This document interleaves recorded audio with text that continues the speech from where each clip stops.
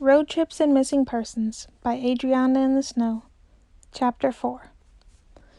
Janus shoved himself to his feet, and while Remus would usually find it easy to laugh at him for the way his hair looked, the cold glare the other man was sending him was nothing like the glares he usually leveled at Remus. He did not want to mess with that glare. Remus had some self-preservation instincts. "Your brother?" Roman asked, still on his butt and looking confused. Now Remus could laugh at right now. Remus cackled. "You might want to find a new hair and makeup artist, Roro." Roman glared at him, which just served to make Remus cackle more. "I apologize for him," Janus muttered. Roman blinked up at him and a smile flickered over his face. "That's a new one. I'm usually the one apologizing for him." Janus paused for a moment before he cracked a smile himself. "I guess you would be." He stuck out a hand to help Roman to his feet. "So," Roman said, "you're here for Virgil Gates then too?" Janus nodded. "Yes. I didn't know he had any other family other than his father and his uncle. Why didn't—" He stumbled over not calling Dad. "Sanders call you then?" Janus's mouth pinched in displeasure. "It likely has to do with the fact that my mother killed his father," Janus said blankly. Remus grimaced. Blank Janus was far scarier than glaring Janus. It meant he was feeling a whole bunch of things and didn't want anyone to know it. "Oh, that's," Roman said awkwardly. "That's heavy, dude." "Yes, heavy." "Well, we'll snatch the kid up and make sure Mommy Dearest doesn't get her hands on Baby Bob," Remus said. "Won't we, Ro?" Remus gave Roman a look and he nodded once sharply. "Of course we will," Roman said. "That's why I'm here anyway." "I'm going with you," Janus informed them. Roman opened his mouth like he was thinking about arguing, but since Remus enjoyed having a brother, he cut him off. "Yep, of course you are, Jay. Between the three of us, we'll find him in no time. I mean, how far could the pipsqueak have gotten?" Janus nodded sharply. He turned to Roman. "You were looking for him too. What do you know?" "Not much more than you," Roman answered.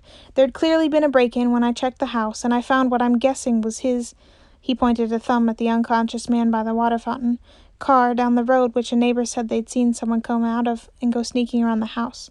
So I figured Virgil and whoever broke into the house were probably still around," Roman said. "I swung by the bus stop down the street, but no buses have left in the last half hour or so, and I couldn't see anyone around. Then I thought to check the park and came here and heard you, talking to that guy."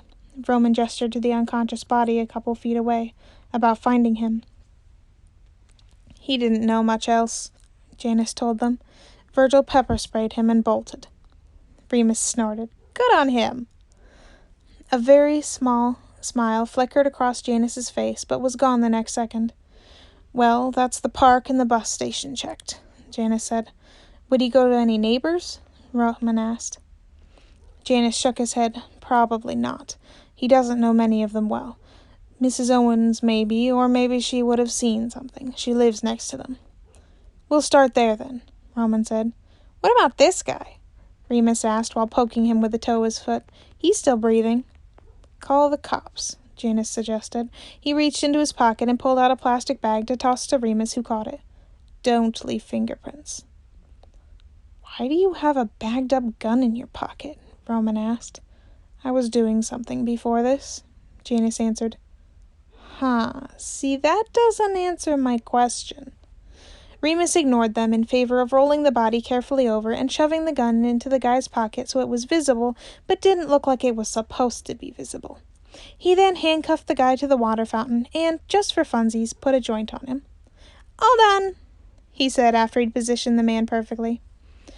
Roman was still side-eyeing Janus a bit, but was on the phone talking to the police, saying something about finding an unconscious guy with a gun. "And we handcuffed him," Remus yelled. Roman glanced at the unconscious guy.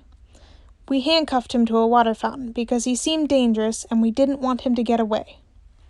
As Roman continued to talk to the operator, Remus sidled up to Janus and elbowed him in the side.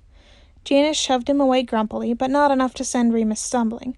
Remus took that as a sign he was willing to talk. "The little bastard's fine," Remus promised. "We'll find him in no time." "He's my little brother," Janus said, and his tone was level and informative, but Remus could tell he was a screaming mess on the inside. Remus nudged his shoulder a bit, and Janice scowled at the ground and stepped away. Remus narrowed his eyes at him. Roman must have looked over and read the intention in the wiggle of Remus's shoulders, because he said, "Remus, no!" That, however, did not stop Remus from launching his whole body at Janice and tackling him to the ground. "Remus, get off!" Janice yelled, trying to smack him, but Remus just dodged and tucked his face against his chest. He was whacked on the back of the head, but not nearly as hard as he could have been. "Forced affection!" "Roman, come get your damn brother off of me!" Janice groused while shoving at Remus's head. "Remus," Roman groaned, and Remus felt a hand pulling at the back of his shirt. Remus just clung tighter. "Let him go." He nuzzled his cheek against Janice's shoulder. "But I love him." "You're a menace to society," Janice retorted, which was basically saying it back as far as Remus was concerned, especially with the way fondness seemed to leak into his tone. He shoved at Remus's forehead again, and Remus relented, hopping to his feet. Janice sighed heavily and pushed himself into a sitting position. Right as Janice made it to his feet, his phone dinged. It was his phone from Dad, not the one from Janice's mom, Remus noted as he took it out of his pocket. Remus leaned over his shoulder to get a look at what the text said. Janice spared him a glance, but didn't protest him looking. Mission details were attached, and a rather formal message read, "Be at Bucking Bay in 30 minutes for a pickup. Please confirm." Remus could tell, and he knew by the look on Janice's face that he could tell too, that Dad did not think Janice knew that his brother was missing. He silently opened the attachment and read the mission details before dropping the phone onto the ground and stomping his foot on the screen until it shattered. "No offense," he said calmly, "but fuck your father."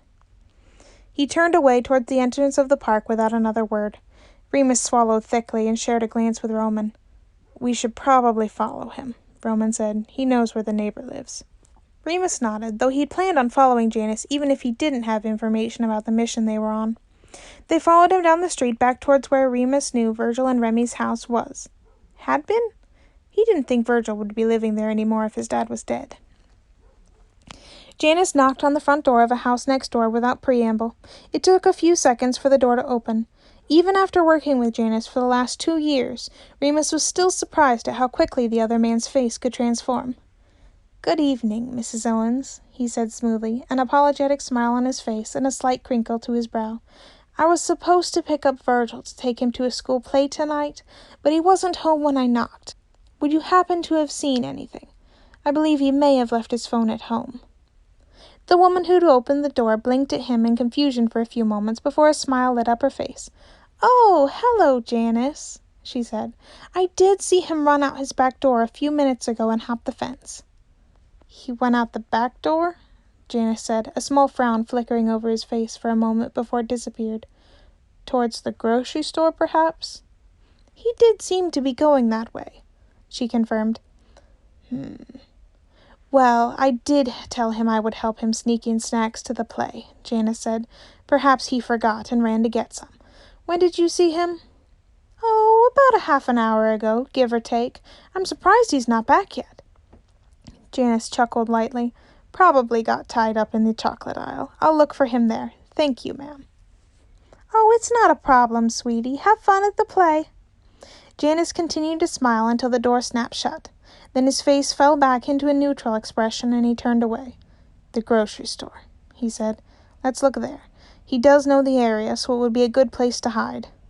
"Yeah, dude," Remus replied. "I'm sure he's off hiding in the chocolate aisle, just like you said."